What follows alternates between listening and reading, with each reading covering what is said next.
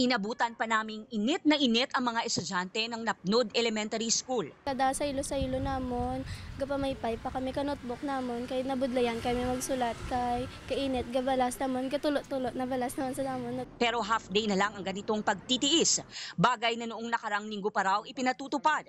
Ganito na rin sa buong Iloilo Province, maliban sa Dumangas, Iloilo, kung saan suspendido na talaga ang in-person classes sa elementary level.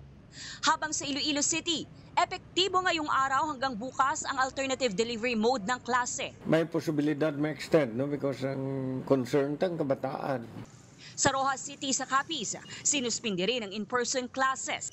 Wala ring pasok ngayong araw, ngunit magpapatuloy sa modular learning ang mga estudyante sa preschool hanggang senior high school sa Bacolod City.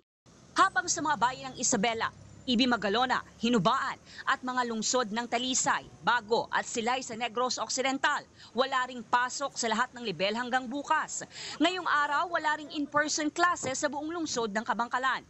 Ang matinding damang init na yan nakakaapekto na rin sa iba pang bahagi ng bansa lalo't may El Nino. Ina-expect din po natin na during March, April, May, dyan po talaga yung may init na temperature natin.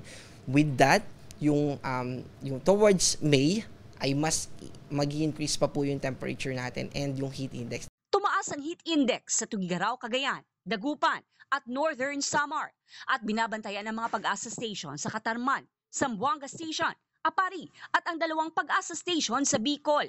Sa Tantangan South Cotabato nga, hindi lang hanggang bukas suspendido ang panghapong face-to-face classes sa lahat ng antas, kundi hanggang April 15. At the same time last year, ang Department of Education ay naglabas ng advisory na ang mga pribado at pampublikong paaralan ay pwede naman mag-shift dun sa online learning.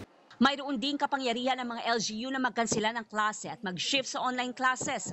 Sabi naman ng DepEd, pinapayagan magsuot ng mas komportable ang mga guro imbis na uniforme. Delikado at pwede pang mauwi sa heat stroke kung sobrang init. Paalala ng Department of Health, dalasan ang pag-inom ng tubig.